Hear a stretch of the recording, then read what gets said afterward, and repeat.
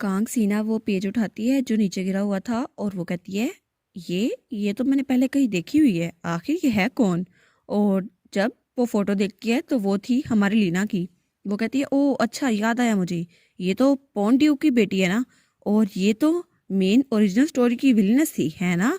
और वो सोचती है, वेल मुझे स्टोरी का पहले से पता था, इसलिए उसके कोई बुरे काम करने से पहले ही मैंने एंगेजमेंट को ख़त्म करवा दिया, तो मैंने उसको ट्रबल काज करने से रोक दिया। ये तो अच्छा किया ना मैंने, मैं तो कितनी ज़्यादा स्मार्ट हूँ। और फिर वो उस पोर्ट्रेट को देखकर सोचती है, लेकिन डेविड के पास इस लड़की का पोर्ट्रेट है क्यों। और तब वो डेविड को देखती है और कहती है, अब ये मत कहना कि ये अभी भी उसे मिस करता है।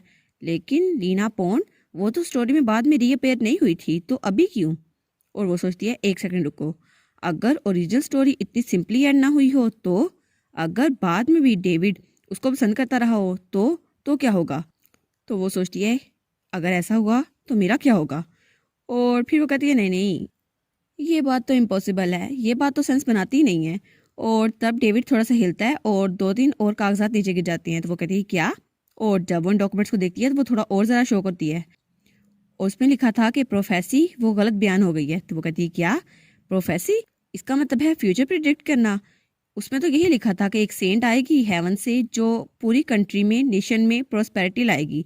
लेकिन ओरिजिनल स्टोरी में मेन क्राउन प्रिंस और सेंट इसी वजह से आपस में प्यार में पड़े थे, लेकिन इसकी वजह से हैप्पी एंडिंग हुई थी। लेकिन अब तो सिचुएशन अलग हो गई है। अब तो प्रोफेसी वो सिक्योर हुई नहीं है, क्योंकि मैरिज वो तो सिर्फ इसलिए सिक्योर थी ना क्योंकि प्रोफेसी आई थी। लेकिन मुझे लगता है यहाँ कुछ गलत हो गया है, इसमें ऐसा क्यों लिखा है ये प्रोफेसी गलत थी। शायद इसलिए क्योंकि वो विलन से यहाँ से जा चुकी है, पर उसे ऐसा तो नहीं करना चाहिए था। तब वो उस कागज को बहुत ज़्यादा जोर से पकड़ती है और कहती है, इसका मतलब है वो इस तल्लुक को तोड़ है। और तब वो दूसरे कागज को देखती है, उसमें लिखा था, लीना इस वक्त पोस्टन की स्मॉल टेरिटरी में रह रही है, मैं अपनी बेटी को वापस ले आऊंगा। और वो ड्यूक पॉन्ड का लेटर था। तो वो कहती है, क्या ड्यूक पॉन्ड, वो डेविड को खत क्यों लिख रहे हैं। आखिर वो लोग प्लान क्या कर रहे हैं, क्या वो सच में इसे वापस लाना चाहते थे। लेकिन अगर ऐसा था, ओरिजिनल स्टोरी में इसके बारे में क्यों नहीं कुछ लिखा था।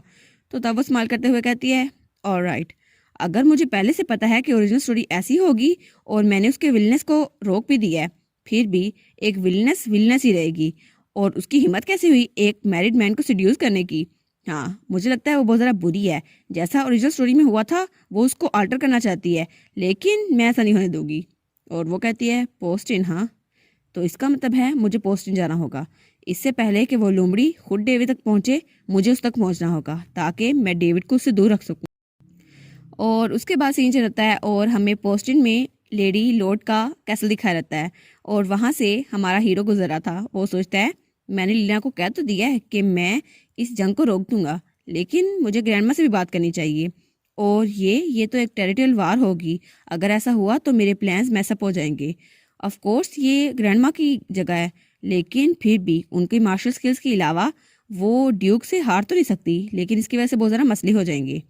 और तब वो सोचता है, मार्शल स्किल्स, हाँ, तो इसका मतलब है जब लीना ने कहा था कि सारी स्किल्स उस तलवार की होती हैं, उसके मास्टर की नहीं, तो इसका मतलब था कि मेरे ग्रैंडफादर, उनकी भी कोई स्किल नहीं थी, लेकिन वो हर वक्त मुझ पर रोब जमाते रहते थे कि मैं जितना भी मर्जी अच्छा बन जाऊं। लेकिन एक एम्परर अपनी स्किल की वजह से पहचाना जाता है, और तुम्हें मुझसे ज़्यादा मार्शल स्किल में अच्छा होना होगा, क्या तुम्हें नहीं होना होगा। और तब केवन बहुत ज़्यादा छोटा था। वो कहता है, हाँ बिल्कुल, मैंने बहुत ज़्यादा ट्रेनिंग की, मैं बहुत ज़्यादा कोशिश कर रहा था कि मैं उनकी उम्मीदों पर पूरा उतर जाऊं, लेकिन आखिर में मुझे अपनी मार्शल स्किल्स को अच्छा करना पड़ा। और उसके बाद वो स्किल्स तो उनकी अपनी थी भी नहीं, वो तो ईगो स्वॉर्ड से आई थी। लेकिन मैंने अपने ग्रैंडफादर की रिकॉग्नाइजेशन के लिए बहुत ज़्यादा मेहनत की, मैं बहुत देर तक काम करता रहा, और आखिर में मैंने तलवारबाजी सीख ली। फिर भी मुझे एक चीज़ के लिए शुक्रगुजार होना चाहिए, उन्हीं की वजह से ईगो स्वॉर्ड ने लीना को चुना। और फिर मैं पोस्टिन आया जहाँ मैं मिला लीना से। और तब वो अपनी ग्रैंडमा के कमरे को नॉक करते हुए कहता है, ग्रैंडमा क्या मैं अंदर आ सकता हूँ। तो ग्रैंडमा लॉर्ड कहती है, हाँ तुम अंदर आ सकते हो। और तब ग्रैंडमा लॉर्ड अपनी तलवार को म्यान में रख रही थी। तो वो सोचता है, क्या क्या ये ठीक है या फिर नहीं, और इनके पास घर में एक आर्मर है, ये बात तो ठीक नहीं लग रही। तो वो कहता है, ग्रैंडमा क्या आप ठीक हैं। तो ग्रैंडमा लॉर्ड कहती है, हाँ बिल्कुल, मुझे क्या होना है। और वो आर्मर को देखते हुए सोचता है, मैं इस बात के लिए बहुत ज़्यादा फिक्रमंद था कि आपके गुस्से की वजह से आपका ब्लड प्रेशर हाई हो जाएगा। तो ग्रैंडमा लॉर्ड कहती है, क्या आप मुझे रोकने की कोशिश कर रहे हैं योर मैजेस्टी। तो एम्पर कहता है, नहीं, मैं आपको रोकने की कोशिश नहीं कर रहा, लेकिन ड्यूक वो लीना के फादर है और हालांकि उसने सारे तल्लुक तोड़ भी दिए हैं, फिर भी वो उसकी फैमिली है और मुझे डाउट है कि इसकी वजह से वो बहुत ज़्यादा इंजर हो जाएंगे। तो ग्रैंडमा लॉर्ड कहती है, लेकिन उसने मेरा अगेव प्लांट तोड़ा, क्या तुम जानते हो इसका मतलब क्या है? और वो चीज़ मेरे लिए कितनी ज़्यादा मायने रखती है और इसकी वजह से मेरा दिल टूट चुका है। तो एम्पर कहता है, लेकिन फिर भी। तो ग्रैंडमा लॉर्ड कहती है, हाँ तुम भी यही सोच रहे होगे ना, मैं एक बेवकूफ़ हूँ जो सिर्फ अपने पास्ट के साथ फीलिंग क्लिंग किए हुए है, लेकिन मैं अपने पास्ट को छोड़ नहीं सकती। तो एम्पर कहता है, नहीं आप फुलिश नहीं हैं, और वैसे भी आपके दिल में जो भी है मैं उसको आपको छोड़ने के लिए नहीं कहूँगा, लेकिन मैं आपसे कुछ पूछना चाहता हूँ। इसी वजह से मैं आपके पास आया हूँ क्योंकि मैं भी ऐसा ही हूँ, आप बिल्कुल आपके जैसा। तो वो कहती है, क्या तुम क्या कह रहे हो? तो वो कहता है, मैं इस वक्त कुछ ऐसे तरीके ढूंढ रहा हूँ जिसकी वजह से पोस्टिन को एम्पायर की टेरिटरी में शामिल किया जाए, और इसके लिए मुझे आपकी हेल्प चाहिए होगी ताकि मैं इस वार को ख़त्म कर सकूँ। तो ग्रैंडमा लॉर्ड कहती है, क्या क्या कहा तुमने? क्या मतलब? क्या ये मेरी लैंड को अपने एम्पायर में दाखिल करना चाहता है? इसकी वजह से तो बहुत ज़्यादा मसले हो जाएंगे, लेकिन पोस्टिन तो जियोग्राफिकली किसी लोकेशन में भी नहीं आती, तो आखिर ये ऐसा क्यों करेगा? तो एम्पर कहता है, हाँ मैं जानता हूँ आप क्या सोच रही हैं, लेकिन चूंकि पोस्टिन आपकी ओनरशिप के अंडर है इसलिए ये फैसला आपका होगा, डिसाइड आप करेंगी। और ऑटोनॉमी ऑफ लॉर्ड ये तो अनस्पोकन रूल है, अगर आप अपनी टेरिटरी मुझे देने के लिए मना करेंगी तो मैं इसके लिए बिल्कुल भी फोर्स नहीं करूँगा। और वैसे भी मैं आपको बता रहा हूँ, ये मेरी सिर्फ एक रिक्वेस्ट नहीं है और ना ही मैं आपको इसके लिए मजबूर कर रहा हूँ, लेकिन लिज के साथ मैंने डिस्कस किया था और इस ओनरशिप को मुझे ट्रांसफ़र करने का सबसे अच्छा तरीका एक ही है, तो आप इसे मुझे डायरेक्टली नहीं ट्रांसफ़र कर सकती। वैसे भी आपको कोई ऐसा चाहिए होगा जो आपके किंगडम में रहता हो, और लीना वो तो आपके किंगडम में रहती है ना, इस पोस्टिन में। तो इस तरह आप इस लैंड को मुझे ट्रांसफ़र ना करें, आप इसे मेरे चाइल्ड को ट्रांसफ़र करें। क्या ये ठीक रहेगा? तो वो कहती है, हाँ मैं समझ गई, तुम लीना से शादी करोगे जो कि मेरे किंगडम की सिटीज़न है, तो उसके बाद जो तुम लोग का बेटा होगा और मैं उसको सब कुछ ट्रांसफ़र कर दूंगी, तो इससे तो किसी को ऑब्जेक्शन नहीं होगा। लेकिन मसला ये है अभी तो तुम दोनों की शादी भी नहीं हुई। तो एम्पर कहते हैं, हाँ बिल्कुल यही पॉइंट है, अभी हमारी शादी नहीं हुई, इसलिए आपके पास बहुत ज़्यादा टाइम होगा ट्रांसफ़र करने के लिए, और इस दौरान पोस्टिंग मेरी निगरानी में होगा एम्पीरियल रूल के अंडर, और इस सब में किसी को कोई एतराज़ नहीं होना चाहिए। और पीछे से लिज बहुत ज़रा काम कर रही थी, वो कहती है, भाई।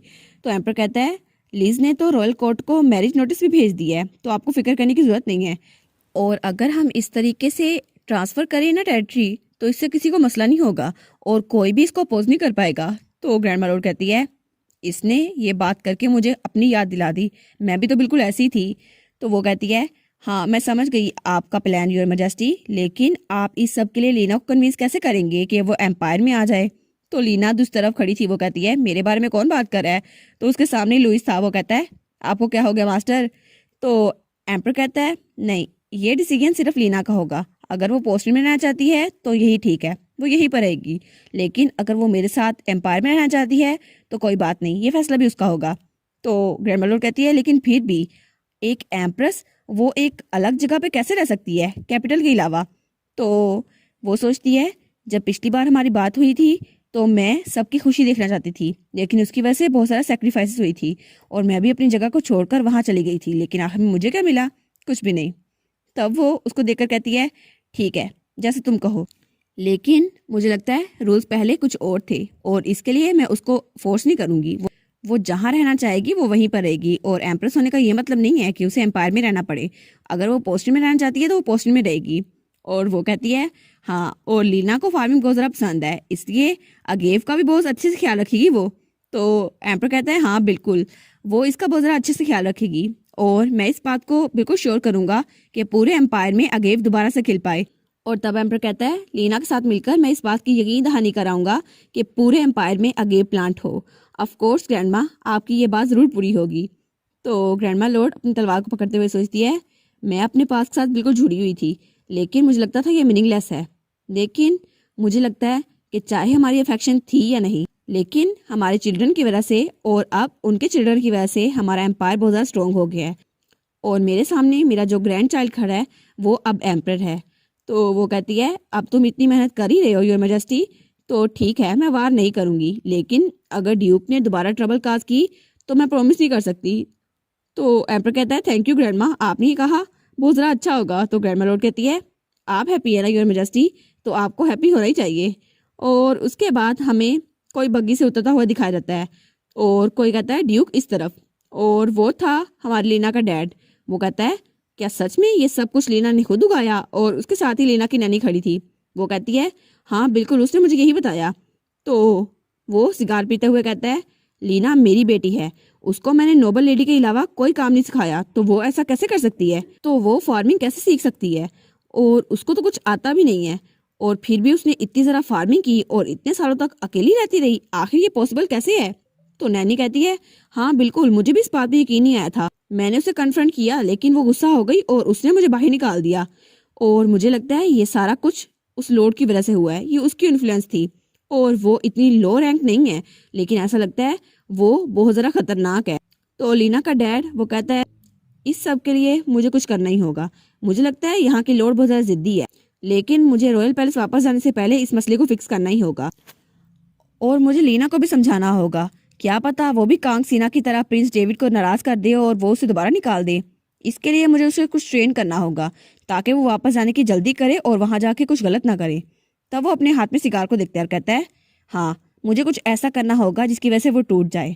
और वो कहता है ठीक है, मुझे पता चल गया मुझे क्या करना है, अब तो वो जल्द ही रॉयल पैलेस वापस आ जाएगी। तो तब वो कहता है उसके फादर के तौर पर मुझे पता है मुझे क्या करना चाहिए, मुझे उसकी हेल्प करनी चाहिए ताकि उसके पास कोई रिग्रेट्स ना बचे, और उसके लिए मैं उसकी फसल को तबाह कर दूंगा ताकि उसके पास वापस जाने की एक वजह हो और वो इस जगह से दिल लगा के ना बैठी रहे। और फिर वो हंसते हुए कहता है ठीक है, इस सारी फसल को आग लगा दो, इस फसल को बचना नहीं चाहिए ताकि मेरी बेटी वो वापस आ जाए क्राउन प्रिंस के पास।